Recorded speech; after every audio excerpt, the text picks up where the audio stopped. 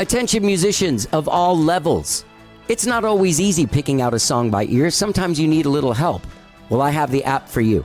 Whether you're a professional musician or a beginner, Ultimate Guitar is an amazing app. For just $2.99, you get the chords and tabs on guitar, bass, or ukulele for over 1 million songs. They're all available at your fingertips. You also get tools like a tuner, metronome, chord library, lessons, videos, and more. You can find out any song you want. It also has like transpose button. It has auto scroll that you can change the speed to so you can play along with the song. A lot of the songs have the lyrics there so you can sing along with them. Ultimate Guitar is an amazing app. Just go to ultimateguitar.com or download the app to your phone today and start playing. Start playing any song you want. Ultimate Guitar, that's the place for you. Let's get down. Attention Austin musicians and music industry professionals. Are you having a difficult time navigating these tricky waters? Well, the Austin Music Foundation is here to help you. The Austin Music Foundation is a nonprofit dedicated to strengthening and connecting the local music community with innovative programs that empower musicians, music industry professionals, and music businesses within Austin's creative economy. With expert panels, consultations, mentoring, and mixers, AMF's programs provide the necessary tools and opportunities to help the Austin music industry succeed. Now look, ever since COVID took over last year, everything's moved online. The consultations are online. They're at no cost to the artist or to the music industry professional. Just go to austinmusicfoundation.org. That's austinmusicfoundation.org to find out how they can help you. Austin Music Foundation is here to help. And you may ask yourself, well, how did I get here?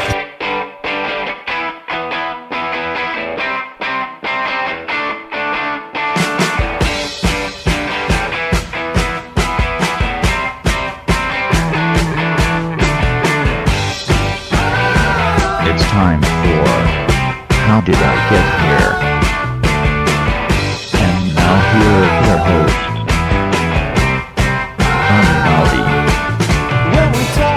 All right, hello, I'm Johnny. I'm your host. Welcome to the show. I hope you guys are doing okay after this crazy winter storm 2023 blew through. I'm actually doing this on the Wednesday of it. Things are going okay. It seems like it's going to get above freezing today and just kind of stay like that for the next couple of days. So things will melt. There are a couple of down power lines, or a couple of down branches. And there's a lot of people without power in Austin, but fortunately we've been able to keep our power on. Hopefully you have too. You've been able to stay warm. I actually, I haven't done much. I'm doing this on Wednesday because I realized like shit, there's a lot of emails I need to catch up on. Because when Tuesday came around, they're like, oh, everything's shutting down. Don't leave your house. Don't do anything. Well, I went to the grocery store in the morning. It seemed safe. And I came back home. And I've just been in hunker down mode. Locked in lockdown mode with my dog, who is not really a fan of this weather. I did take Tuesday off. I just took Tuesday like it's just like a day. I watched some TV shows. I watched Poker Face, a couple episodes of that, until I realized it was just like Heart to Heart, that show from the 80s. And I was like, I'm not watching any more of this. So I watched 2 episodes, read the description of the 3rd episode, and I was out. Watched some other stuff. A Julia Child show that's on HBO. It's really good. That one was really, really good. Starring a lady that literally is the most perfect, like I've never seen better casting. Actually, she was born for that role, I believe. Part of me thinks she even talks like Julia Child. She looks like Julia Child. She has a Julia Child vibe. She's a big lady, like a big, strong lady, like Julia Child was. You know who do people know who that is? That might be someone that just kind of fell through the cracks. Anyway, check it out. It's cool. She was the very first cooking show person. There were no cooking shows before Julia Child. She invented the cooking show, everything about it, like the way you shoot the camera above the stove. That wasn't even a thing before then, or with a mirror above it. You know what I'm talking about? Amazing. Very, very cool show. Amazing. I don't know if it's amazing, but it's a good show, and I really liked it. It almost sounds like I was watching Murder, She Wrote. Yeah, I was watching that Julia Child biopic show. Oh, are you crazy? I am crazy, but I did enjoy it. Check it out. It's good. It's called Julia. Gang, I have a great show for you guys today. Yes, I do. Today's show is not only a great story about a great man, but also a great story about the Texas Music Office. Do you know about the Texas Music Office? The Office of the Governor's Texas Music Office is the official state-funded economic development and music business promotion office for the Texas music industry. Now, check this out. We're the only state in all of the union that has it. There's only one music office that's in a capital in all of America, and that's here in Texas. And today we'll be talking to its director. There have only been 2 directors, and this is the second director of the Texas Music Office, appointed by Governor Greg Abbott. His name is Brendon Anthony. He is an amazing musician and just a fantastic dude. I've been seeing him around for the last few years since he got appointed at different events and talking to him about his music-friendly communities program, which I'll talk about in just a second. But Brendon himself is a very, very, very accomplished musician. He's a classically trained violinist since he was a kid, small kid. And he started playing in bands at when he was attending A&amp University during the 90s. And then he ended up playing full-time with Texas music legend Pat Green for 15 years. 3 Grammy nominations. He played fiddle, mandolin, and guitar in that band. Played on a ton of his records, his live records and everything, and became very much a part of the band. Then he left the band to start a ticketing company here in Texas, and then was appointed as the director, the second director in history of the Texas Music Office by Governor Greg Abbott. Now, I have a great conversation with Brendon about the state of music in Texas, his own personal journey, and what he's been trying to do. As I said, whenever I've seen him out, he's told me about this music-friendly communities program that he started, which is connecting music markets throughout the state on an economic level. And basically, like all the different communities, and I believe he said that every major city, at least, I think they have 30 official music-friendly communities. That's just over the last few years. And the next one coming up is they're doing Corpus Christi. And on February 16th, they're having the first Coastal Bond Music Industry Symposium. You can go to texasmusicoffice.com to find out all you need to know about the Texas Music Office and about Brendon Anthony himself. He's a really fascinating dude. He's a really nice dude. I was going to go down to the offices, but stuff came up. And I wasn't able to go to the Capitol and do this, but we did this over Zoom. It was great talking to this legendary musician and just a really, really great guy who's out there trying to do great things for Texas. I mean, look, if you live in Austin and you're involved in the music community, you kind of take for granted. There's a Sims Foundation. There's the HAM, the Health Alliance for Austin Musicians. There's the Austin Music Foundation. There's Black Fret or Sonic Guild, what it's called now, who gives out grants. They give out $250,000 to bands every year to go out and further their careers. And at the Austin Music Foundation, we're sitting there trying to find ways to help bands further their careers and doing all that stuff. But that's not in place in any other city really in the United States. It's trying to branch out. They're trying to do that. And Brendon's trying to get that going in Texas with the music-friendly communities, okay? So, and with so many other programs. He's also helping other states find out how they can have a a music office in their state, a Texas music office in their state. Everyone should have one. Anyway, without further ado, please enjoy my conversation with this really fascinating and really great dude, Brendon Anthony. Let's get down. Yeah, me and Billy the Kid ain't never got along. I didn't like the way he cocked his hand when he was gone. He had the same girlfriend, and he never forgot it. She had a cute little chihuahua, till one day he up and shot her. He rode the hard country down the New Mexico line. He had a silver pocket watch that he never did whine. Are you at home? Yeah, I'm at home this morning. I've got meetings starting at the office, and this just gave me some time this morning to stick around and do some emails without the office buzz. Oh, good. So it worked out. Man, yeah. I've spent the last couple of days listening to a lot of Pat Green music, you're such a great musician. Oh, yeah. Like you're playing primarily fiddle on those albums? Yeah, I kind of grew up and started playing some more stuff, but all the first several records and a whole bunch of others with Lloyd were all fiddle and some mandolin. Yeah. You know which record I found really exciting? Was the Live at Billy Bob's record. And I know that's kind of early, but you can hear a band like excited to be like on fire. You know what I mean? Yeah, and I'll tell you what's funny about that record. I think probably what lent itself to the excitement was we didn't know we were doing a record.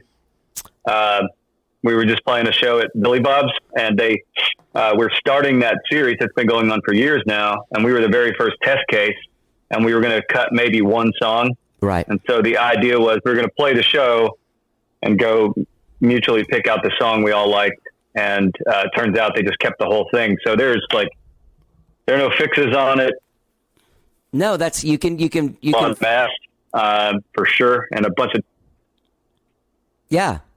So I really in listening to all those things, I imagine that all of those parts that you played on those records you came up with yourself. Those were things that, like, I don't know exactly how you guys made those records, if you had been playing those songs on the road and then went in and recorded them, or if you guys just showed up and Pat showed you songs and you played them. What was the process on that a lot? Yeah, it's definitely a mix of both. Pat had some songs fully fleshed that were just ideas, but in the early records, that was December 4th of '98. I think we cut that record. We'd already done a couple, and most of the credit for my parts, I played them. I came up with the ideas, maybe, but the shaping of them and definitely the tuning of them and the phrasing was Lloyd Maines, and Lloyd was my kind of mentor and coach for several years, and he would take the time more than some other producers might do to work with young guys like me. I was 19 or 21 when I was doing those, in that range, and Lloyd would take time to make sure that he got good stuff, so he was really, really helpful in helping me build leads for sure. That's amazing. So you met him in the studio as the producer, and that's yeah. Well, that's phenomenal. Yeah, I really did, and it was kind of intimidating, but the thing that made it easier was that I didn't know how intimidated of him I actually should have been, and he definitely does not come across as intimidating. No, he's such a sweet guy. You know what I mean? It's just, what you don't know, you don't know. Yeah, but God, I mean, what he's got in his head and in his hands is like incredible. Incredible. So I wanted to talk a little bit about that music stuff. We'll get back to it a little bit later, but to just sort of like contextualize your place in music before your place in the Texas Music Office. Like, you really are a cat. Like, you were a guy in a band for many years, slugging it out in the studio, on the road, honky tonks, the whole thing. And if it's one thing that you really understand, it seems like, is Texas music. Yeah, I do at this point.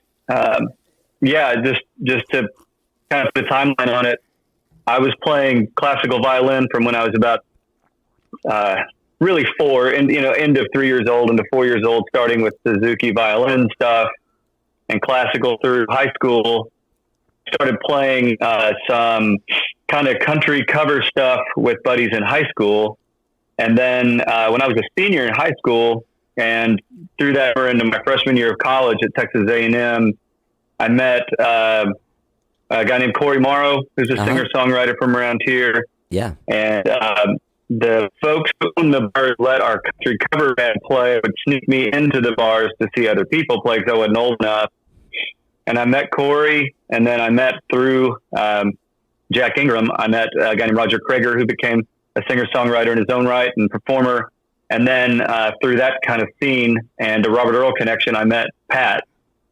And I met Pat it would have been probably my freshman year of college. And after a couple sit-in gigs here and there, he asked me to join his band. And I played with Pat in every... no exaggeration, and in every kind of dive and fraternity house in Texas and through the Southeast while he was building his name and reputation and crowd.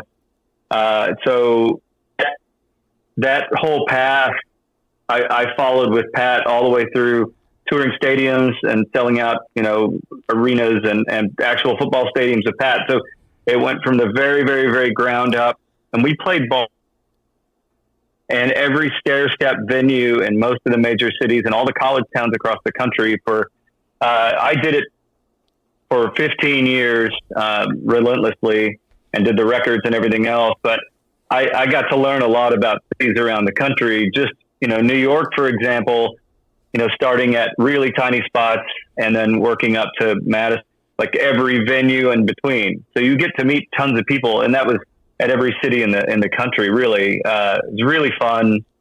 I kind of took it for granted while it was happening because it was just a blast. But I learned kind of just about every level of how these things work, from driving yourself and trying to get back to class and try to graduate college by the skin of your teeth, still playing 100 shows a year, 75 to 100 shows a year, Jesus, up to touring with multi-buses and semis and all that stuff. I saw it all. It was really interesting. What did you major in college? Political science, oddly enough. Yep. Interesting.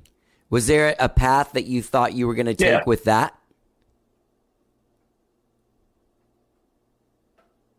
Yeah, I interned in '92 for the Texas Land Office for Commissioner Morrow, who ended up running for governor.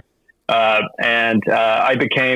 was at that time pretty fascinated with leadership. I don't know if I was interested in politics or not, but I became interested in leadership. I did a big leadership summit as a kid in DC and became fascinated with that. So before I tripped and fell into music professionally, my goal was to graduate Texas A&M political science, take LSAT, law school, and go work on campaigns and go work in that world. Yeah. And really just changed when I got on stage for the first time. But that really was, I thought that was my plan for sure. Yeah. Yeah. Let me ask you this. At the end of those 15 years that you played with Pat Green, and then you went on to the One Live Media, which we can talk about later. But what at those 15 years, like what was it? Yeah. What was it that you were like, okay, I got to do something else? Was it life? Yeah, it's not a super complex answer. In fact, it's got a really happy ending for me that even extends to today. The band went through this epic for us kind of rise that hit a peak, and we got Pat got moved into a really commercial Nashville situation, and that changed the way our business worked for everyone who was touring, like it does for so many people. Oh, and right. Things got a little bit less. Things got a little bit less loose. They became a little bit more structured. Some of the fun went out of it. It became more of a job, which is fine. I love the professional side of being a touring musician as well. But I reached a point, and Pat, if he were sitting here right now, would probably agree that it just was the end of personal growth. I mean, hands down. Yeah. And he recognized it. I recognized it. We went to dinner or lunch in New Orleans. We had a couple days in between shows for a show there. And I'd already kind of made some connects on this company you mentioned. And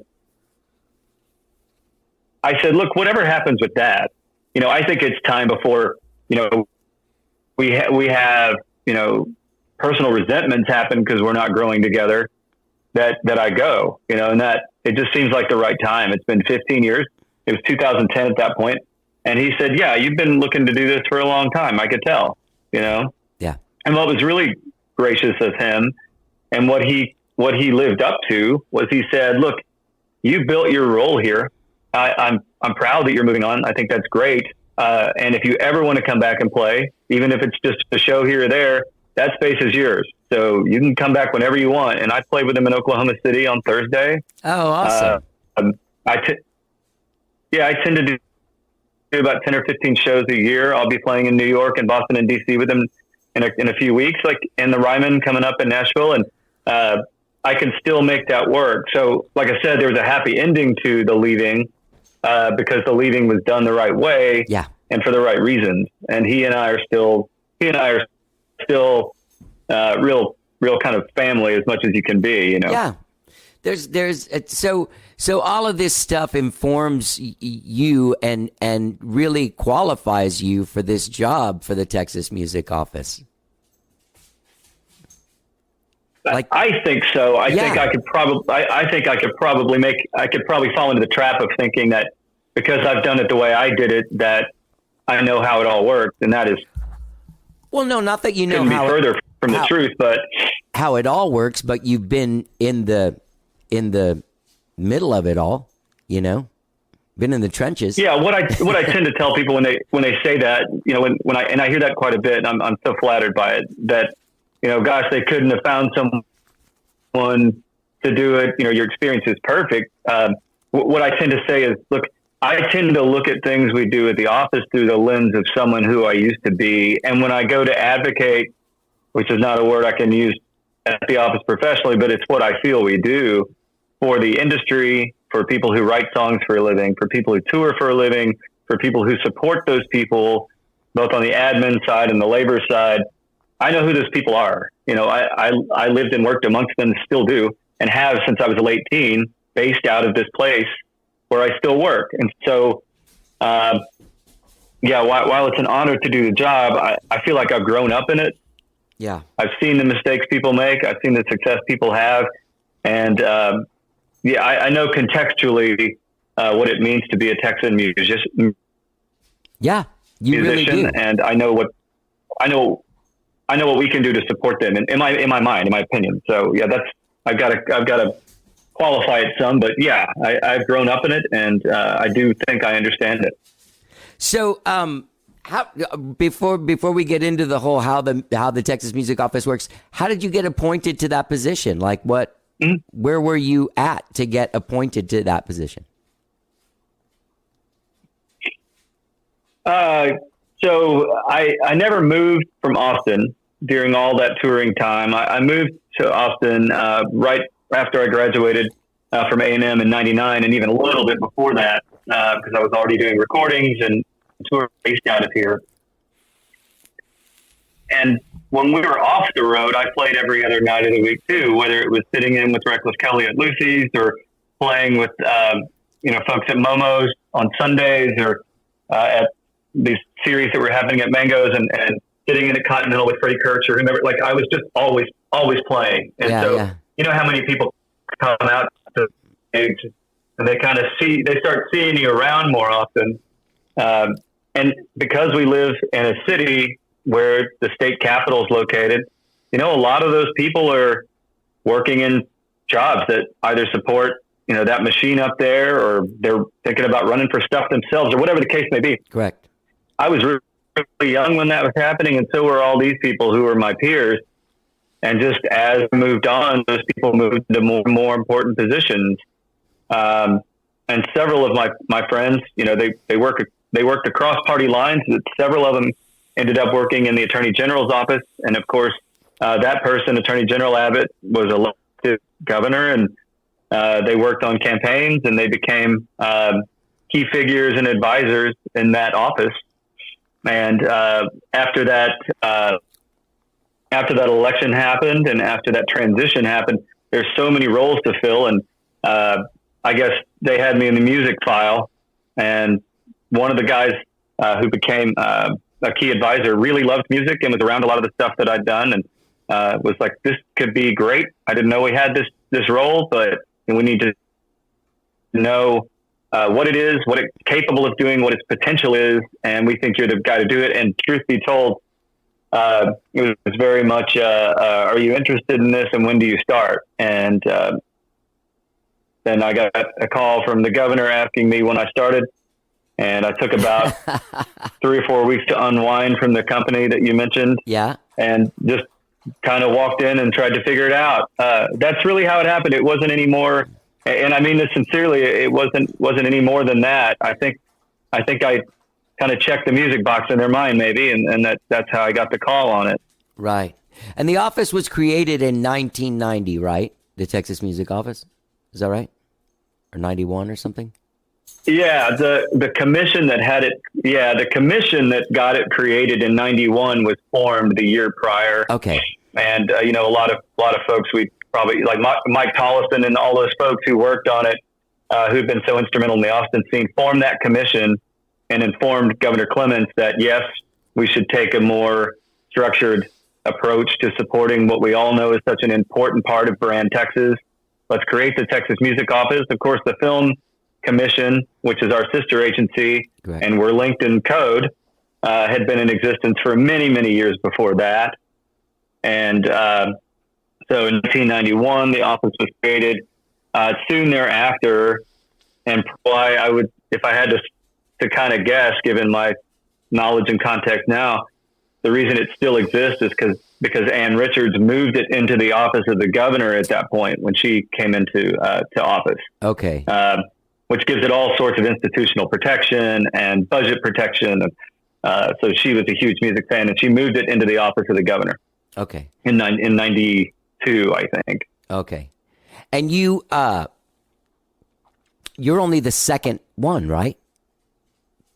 Because was Casey Monahan the only one before you? Yeah, there have been two of us. That's correct. That's correct. Yes. He was director of the Texas Music Office from inception until 2015. That's right. Right. I was good friends with him. I've been good friends with him for a long time. He was always a good fellow. So your team now has Chip Adams, who was the Modern Outsider Records guy, who I have a tremendous amount of respect for him. Yes, Chip Adams came over right before we kind of snuck one in under the wire. We didn't know we did, but right before COVID happened and the hiring freeze and everything that happened then happened. But we got Chip in to run a new program, that Music Friendly Communities program that I've kicked off into 15, into 16. And so Chip came on to run that. Yeah, he's a tremendous asset. Yeah. Well, you and I have talked about that, about the Music Friendly Communities before, like when I've seen you out. And can you talk a little bit about that and tell the people what it is that you're trying to do with this? Yeah, so this is a more complex answer, and stop me at any time if you want me to redirect it all. So, we talked about when I came into office, how I got in there, and kind of what if you want to call it this, what my mandate was. My mandate, as I perceived it from the governor and his team, was assess the capabilities of the office, report back to us on what you think it does today, and quickly, if you can, try to come up with some ways to grow it, expand it, increase its mission and its scope, and tell us what you think its capabilities are if you were to put those into action. So we gathered some industry leaders together with the governor, and in parallel, we created an economic impact study using our music industry database that was in existence prior to my joining the office. And we sort of put together a proposal, and the proposal was to address a need that I saw straight away. But you need data to support action.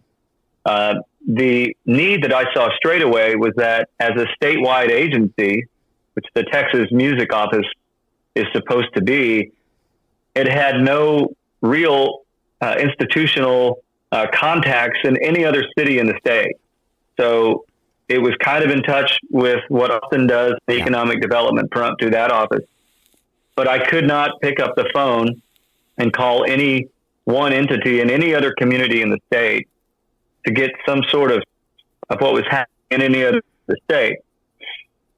So in my estimation, that did not make it a statewide office. That made it an office within state government living and working in Austin. Correct. So it's just a question of perspective and definition there. And I don't mean to use anything I say as critique of the way this functioned before I got there. It's just it's to identify a need that I found. So it took that conversation with the governor and these industry leaders to identify that our office was going to begin to address the needs of the music industry in the state from an economic and jobs perspective, as well as a cultural one, and to be clear about how we approach both sides of that coin. Okay, sorry. And a big step towards doing that was to improve the... Yeah. Sorry. You broke up a little bit. So in commissioning this first economic impact report that we created in 2015, okay, that signaled that we were going to begin talking about the commercial music industry in Texas as an economic driver and a jobs creator. And that meant that we were going to have two different conversations. One is a cultural, one is Texas is part of brand. Music is brand Texas culturally, yes. And one as an economic sector and driver that would get the same sort of attention that any other economic vertical would get. They're two different conversations. So we needed to improve our data, and we needed to improve our connections around the state. And so that began our sort of build towards what became the Music Friendly Communities Program. I called it the Music Friendly Communities Program because people around the state were already familiar with the Film Friendly Program that has well over 150 members at this point.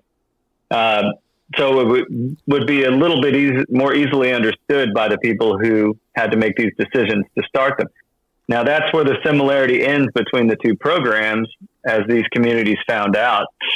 So what I began doing is taking this structure and this framework out to city leaders around the state. So I got in the car and would spend several days a week in cities across the state trying to fight on creating our first Music Friendly Communities office. In my mind, these offices, of which there are 39 now, become satellite offices to us. They do the same job we do on a state level at their local level. And Fort Worth was our first to really understand the framework, take it on, and sort of create the sort of reporting relationships that we need. And then Austin, which had all pieces together, became second, and San Antonio. And then we've, like I said, reached on to 39 now. Wow. This was all in an effort to be able to, at the very beginning, to pick up the phone and call this community liaison and say, what's happening there? Right. What are you doing for the music industry community locally? Who are they? What's happening there? And now we're the only state in the country that has a program like ours. And it's certainly the most far-flung program of its kind anywhere in the world. And that's something we're really proud of. Really what it lets us do is serve as that statewide agency and provide a framework for communities across the state to serve their local music industry communities, whatever that scale might be. It really doesn't necessarily matter to us if they're talking about 2 or 2,000. They can make decisions to benefit how those small businesses locally work, because for the first time they have the knowledge and the input to do so. Yeah. So, really proud about the program. There's a ton available online about it, and Chip, your friend, is out there aggressively every day working with these communities. Yeah. I'll put the link to the website and all this stuff on here. It's gov.texas.gov/music. Cool. For those of you that know. Or you can just go texasmusicoffice.com. Oh, okay. Perfect. It's a little less clunky. Yeah, it is. I'll put that on there. And the event that you're having, the first Coastal Bend Music Industry Symposium on February 16th in Corpus Christi. Now, is that to get Corpus Christi into the program as well? Well, I never miss an opportunity to work with these communities to become certified. So we're part of when they came to ask us for help about building the symposium, our friend Casey Lane down there, who's a long friend of mine in the business, when he asked for help, we say, how can we help? Of course. But one thing we always ask is, look, if your community is not certified yet, we're going to come do this workshop there too. And that can count as your first step to becoming music-friendly communities. And frankly, Corpus should be one of our offices at this point. So totally. We're going to try to accomplish two things at the same time, and including trying our best to accomplish their goals of clearing up some real misunderstandings about how PROs work with music venues everywhere, not just Correct. Corpus. Yeah. You work a lot with Mitch Ballard from BMI. He has an office here, and I've seen you two at places. Yeah. Yeah. Yeah, and I'll tell you why, and that's because early in my days at the office, identifying the problem that everyone I know, including a bunch of your friends too, I'm sure, you look around and there's no big representation. There's no big representation of industry in Austin. We have tons of great music professionals, but there's no, billboard signs of, the way there are in Nashville and other places. Correct. And so I started going to Nashville very, very early on in my office time, and meeting with PROs and other type of groups. And I had a meeting with BMI then, with then Vice President of Creative Jody Williams. And in my very first meeting, I said, very soon you will have a permanent office in Texas, probably based in Austin, where you've been doing work since the 90s. And Jody, to his credit, at that point said, well, we don't think that's going to happen, but, we're thrilled to work with you and we'll keep the lanes open. But just a few short years later, permanent office, Mitch Ballard runs it. They have staff and they're out working in the community, and really creating networking opportunities. And he's met with over 400 people since he's been here, has created publishing deals, has created networking opportunities, like I mentioned. But that was because we sort of drew a line in the sand and said, we need permanent PRO presence. We don't really care which one it is. Right. We're glad it's BMI. They're wonderful partners. But I made that offer to CSAC and ASCAP as well, and even talked to GMR about it. Wow. For those of you listening, when a PRO is a performance right organization like BMI, ASCAP, CSAC, like Brendon said, and they collect your performance royalties. That's their, they serve a really important. Oh yeah. And they serve a really important role in the ecosystem. And sorry, go ahead. You cut out. Oh no, I was just saying how important their role in the ecosystem is. Yeah. Oh, totally. So when, as far as like your economic impact report, now you're able to report from those 39 cities as well and sort of get an idea, a bigger picture of the state now of what music's bringing into this state financially? Yeah, we do that. Yeah, exactly. We do that anecdotally by getting from them monthly about what changes are happening in the local ecosystem. And we ask them to create databases that mirror ours and help overwrite ours. Okay. So our data gets better the more reporting that they do. Right. So really, we try to absorb data from them, overwrite what's in our 16,000 listing strong Texas music industry database with accurate data that they've collected locally. Right. It's a much better system. It's much more evolved, much more digital and searchable. Right. It's all available online to anyone who likes to look. That's where we use our economic sampling model to generate those numbers. Yeah. Another thing that you guys offer, and I remember in the 90s it was a big book, but now it's online, the Music Industry Directory and Resources, which has always been a great help to people. I've actually used that since it started coming out, and I had one in my house. Yeah. People all over the place would get that book, and that was a really great resource. We just moved into a digital age. Oh yeah. It was no longer necessary to create. The minute you put it out, it's become obsolete. That's just how search engines work now, and that's fine. That's just passage of time stuff. Right. You also, I'm just kind of going through the main bullet points that you guys have on your website, like the Music Education and Community Grant Program. Can you explain that a little bit for the people? Yeah, if you've seen those, it's the brand similar to the one on my cap here. If it's the Texas music license plate, if you buy one of those, large percentage that the DMV doesn't take goes towards a fund that's separate from our office, but we allocate to nonprofits and to groups that are supporting music in underserved communities. It's a fantastic program. I wish we had a lot more money for it. We tried to open it up for direct giving, but we're not allowed to do that. So we're relying on the sales of that license plate. So we don't have a ton of money, but we've given a lot away. The recent rebrand a few years ago, it's been several years now, they got a lot of local music celebrities, Texas local music celebrities to support it, created a big spike. And so we had some more money for a while, but it's a cool program. I wish we could do a lot more with it. Yeah, well, people can get, if you're listening to this now, one way you can help is to get a license plate. Yeah. Yeah, it's a easy click through. Yeah.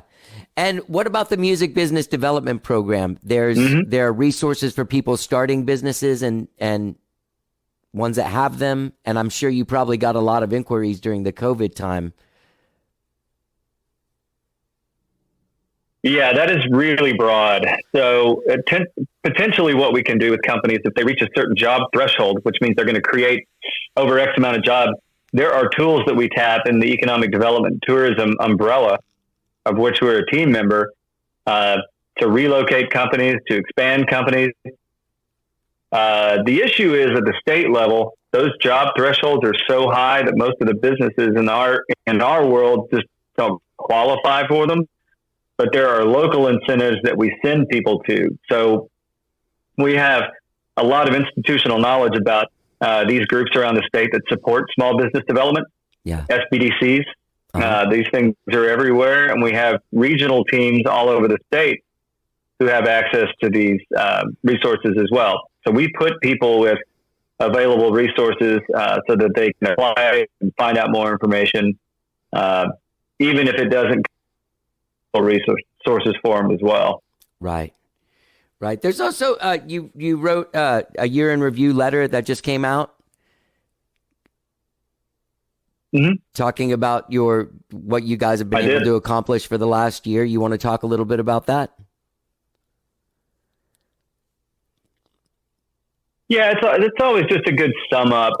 Just for anyone who's curious, at the end of every year, I compile sort of a month-by-month accounting of what the TMO's done, and they all rest in binders in the office in case anyone comes in and says, "What have you done while you're here?" Correct.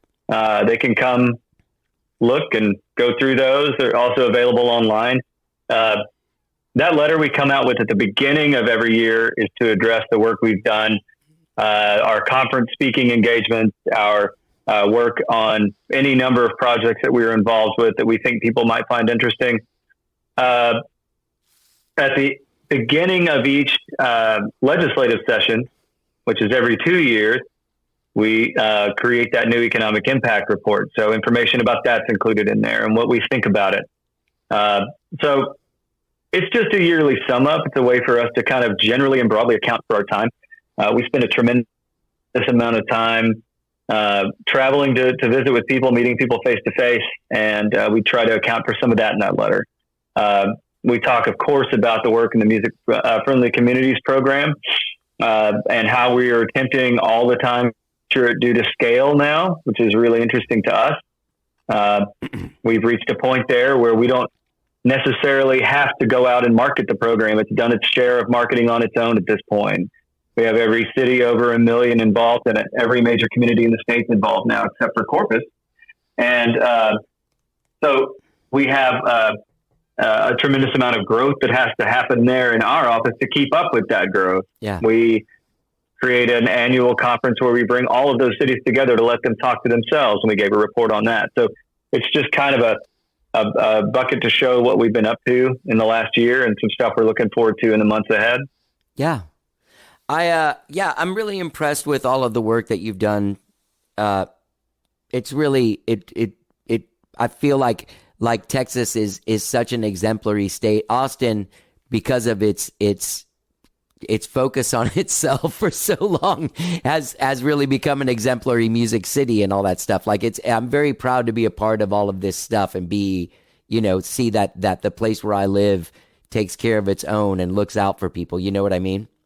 And I don't mean like financially, like handing things out. I mean like providing resources for people to get out there and get more work for themselves.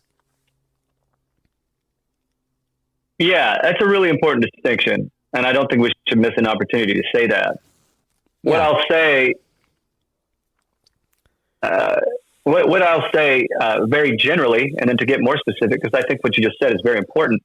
Because of the work that we've done at Texas Music Office across the state, we are now in a position to go serve as kind of consultants to other states and cities around the country who are interested in doing what we've done in Texas. I spoke to the Georgia legislature this year. We've worked with Oklahoma, Arkansas, Now North Carolina starting their own version of this program. That's We're great. thrilled with that. And we sit on panels around the country and talk about that. We're thrilled about it. But our focus is on what happens in Texas and how laws change in DC that might affect us here, and how laws change in State House that might affect us here. Whenever I go talk to people in places like that, when I speak at conferences, when I speak to groups that are involved in decision-making processes, whether they're elected or they're consulting, Austin is top of their list, always, without exception, and for really good reasons. Yeah. And that's because Austin has gone about this work of supporting on so many levels the people in the music industry that the city really has deemed for a long time as important members of society. So that's a really big thing to say. Correct. And it's a testament to the work that Austin has done, that the first part of every conversation I have is, how did Austin do this? Well, that's complicated. There's a tremendous amount of nonprofit support for the music industry in Austin. Yeah. Hands down. I wish there were more versions of this in just about every other part of the state. Between the really major ways we support people in mental health, healthcare, continuing education, yeah, there are hundreds of others that do really niche things for people in Austin. Yeah. There is a City Economic Development Corporation office that is going about the work of representing the community at City Hall. Yeah. The fact that mayors, past and present, have taken at least time to mention the music industry in almost every public address they give, whether people genuinely feel the effects or not, they should look at that as a win for their industry sector. 100%. It is a win. Yeah. So many of these cities, so many of these major cities that we intersect with don't even have the language to accomplish that. Correct. So the fact that Austin's able to do that and even engage in the kind of really sticky, tough debates that they have about who gets funding, why do they get funding, why is it important they get funding, is a testament to the fact that dialogue exists and is able to exist through the Austin Music Commission, the Austin Music Economic Development Office, and other groups who are actively involved. Yeah. So the more frustrated we get with these conversations and the more worried we get about what it actually means to be a music industry professional, I would take a minute, and I always counsel people who live in Austin, I would take a moment and find some gratitude that you live in a place, or you still choose to live in a place, even given the economic hardships that go along with it, that allows that kind of debate to happen. Yeah. I'll say, for the record, we talked about my past and where I came from. I didn't know as a musician coming up, and no, I am an Austin musician, and I have been since '99. That I was maybe even in a position to get money from a city. That would never have crossed my mind. Right. We sold stuff. This is when you could sell things and make money. I get that. Yeah. But we sold stuff. Yeah. And we sold concert tickets, and we were a popular band, and that made me a viable music industry professional in a way, because when we went to go play, we got paid to do it. Correct. I know to some that seems like a novel or even unattainable concept, but it was the way I was kind of brought up. We all have to adjust to a new paradigm. And it feels like we have to do it almost daily. And I get that. It is tough. Yeah. But the fact that we're even having these debates and conversations about who can and should receive this or that or the other means we live in a fairly evolved music society here. We really do. And for all its warts and all its frustrations, it is the case. So I just don't want to miss that opportunity. Yeah. You know, in working with the Austin Music Foundations, sometimes I come across people that are frustrated. And I do also just say, like, the things that you're frustrated with, like, if you live, nothing against Houston. I love Houston. I'm going there tomorrow. But I don't, try and find Ham Sims or Austin Music Foundation there. They're not, sorry to cuss, but like Sonic Guild, the Black Fret, you know what I mean? Like, who's giving away $250,000 a year to like artists to go do stuff with it? So incredible point and really well summed up. And Houston's a great example, and I'll lean into it. So Houston is a recent music-friendly community partner for us. Okay. It took a long time to get that process done, just given the scope and scale of that city in itself, right? Yeah. Massive, diverse place, far-flung, represented by a lot of people. We finally got that certification done.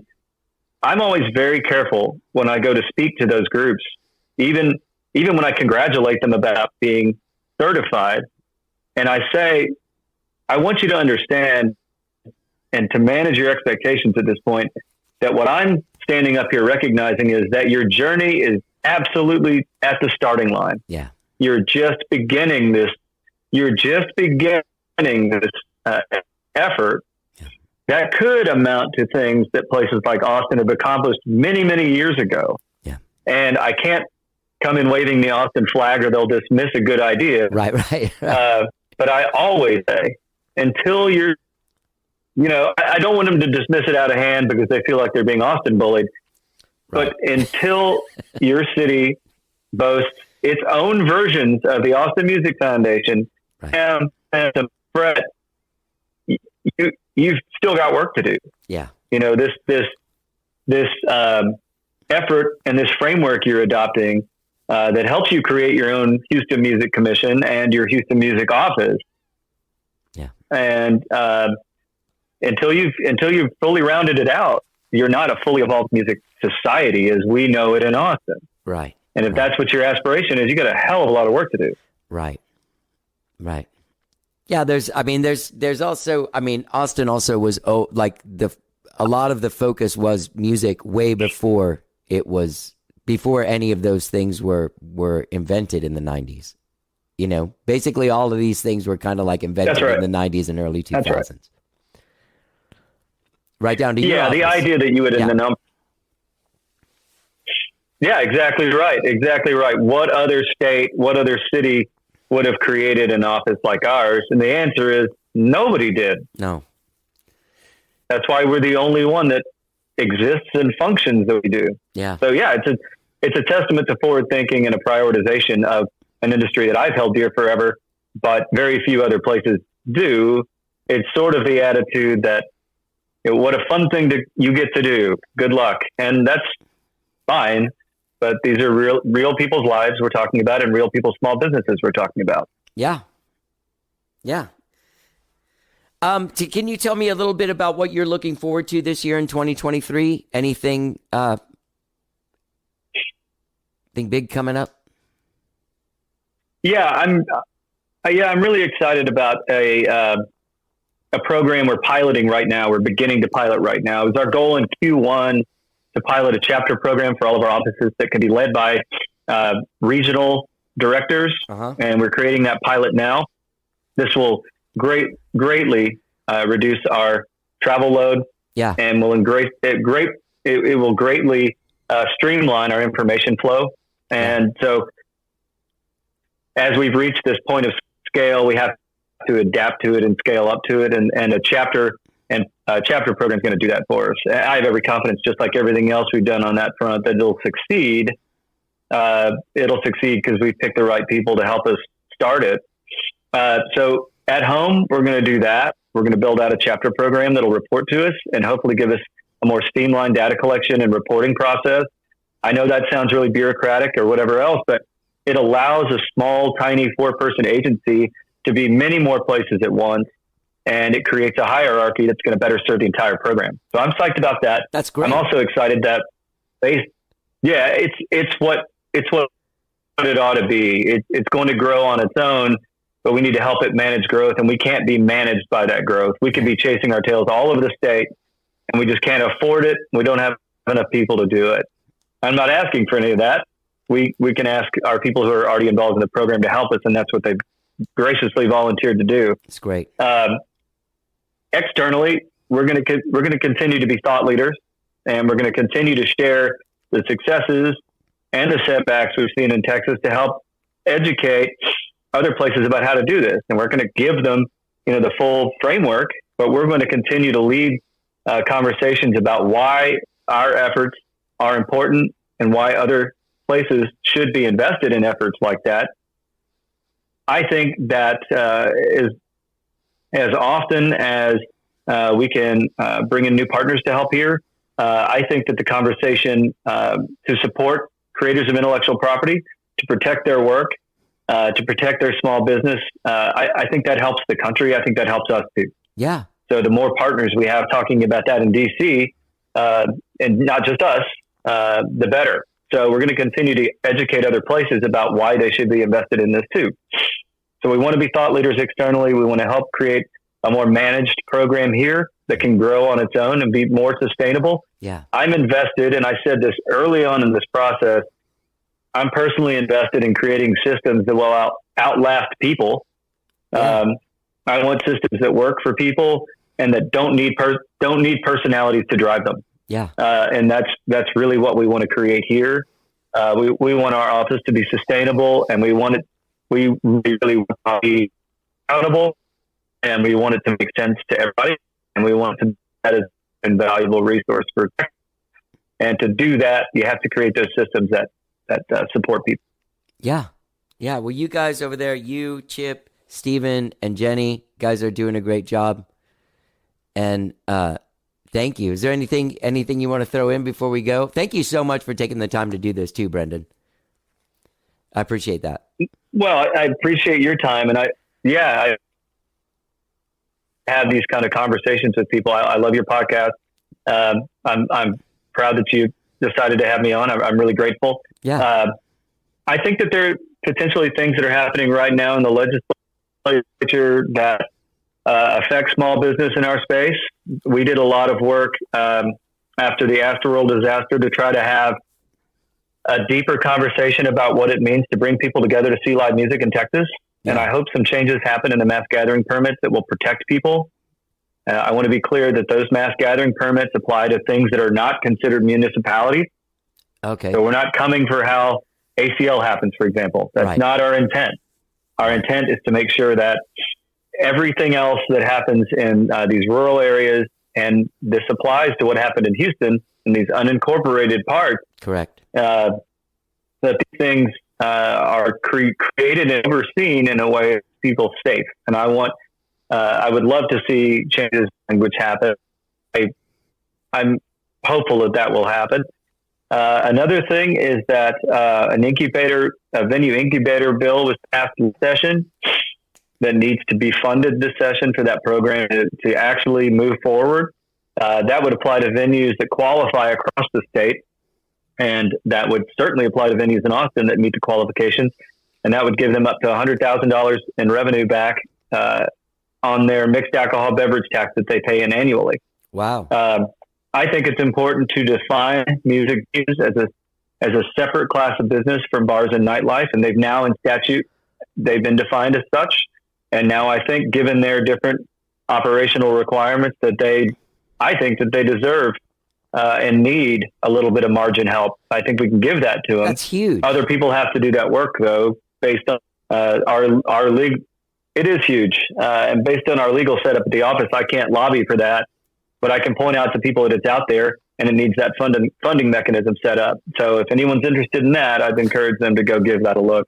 Yeah, it's a really great program. And we would have to administer it at the office, which is a ton of new work. We're not scared of it. We want to do our jobs for those businesses, but that funding mechanism needs to be set up. So a couple of kind of administrative things could happen that would make concert going hopefully safer in the entire state, and that would give music venues, especially after our massive COVID tsunami, a little bit extra breathing room, so we keep more of them around for longer. Those are things that are happening. And I'm looking forward to those. I'm looking forward to getting out and spreading the word about what Texas is doing to support the music industry economy and how others can get involved, like I said. But I just like bragging about what we do to other states too. So yeah. Well, I'm glad, man. I'm really glad you're out there doing it. I'm very proud to be a part of this music scene that has that sort of infrastructure that other places don't have, Very exciting. Yeah, I think that, we're definitely in terms of state represented support for the music industry economy, the gold standard. In fact, we're the only standard at this point. And so we should be the best one we can possibly be. And God, we love living and working here in Austin, and love participating in things like this where we can spread the word locally and to your friends around the country who are listening to this, that we're out there doing this work and we need input, and we sure do love doing it.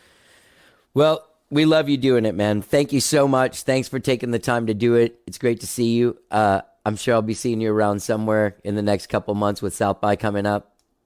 But I really appreciate you, and so I think the rest of the community does too. Thanks so much. I appreciate that. Yeah, thanks. Appreciate that, Johnny. Thanks so much for having me on, man. Yeah, I'll send you guys links to this when it comes out in a couple weeks. Anytime. See ya.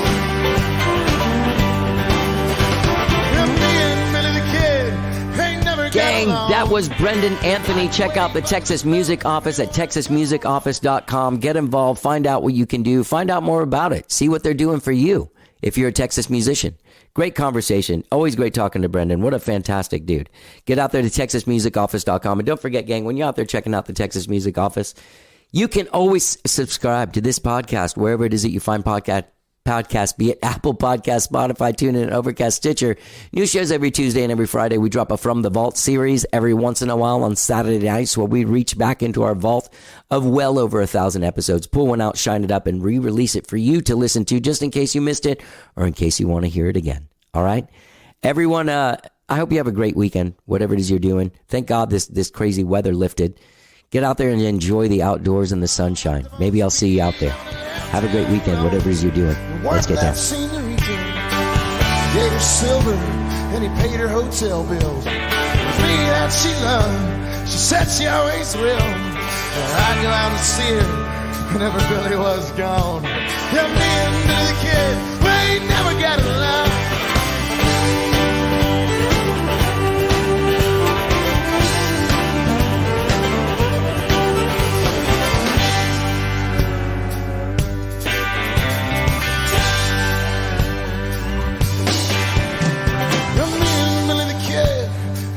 Got along. I like the way he tied his shoes and his gun was all wrong. But one day I told Billy, said, man, I got this foolproof scheme. Gonna rob the Wells Fargo.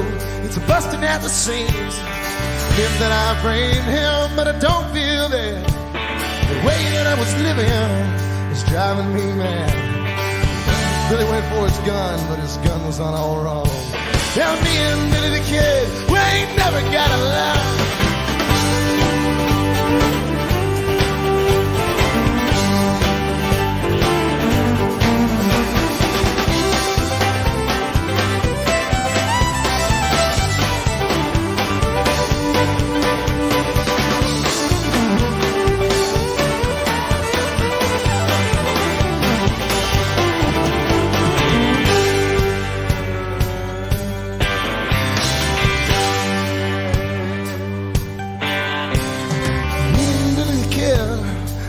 Got along. I sure like the way he swayed in the wind while I played him his favorite song. My girlfriend sings harmony through La Cucaracha. And we sit and wind that pocket watch and we pet a new chihuahua. Moved into the hotel, got a room with a shower. Lie and listen and watch tick hour after hour. And outside the wind that's blowing oh so strong. And me and Billy the Kid, we ain't never got along.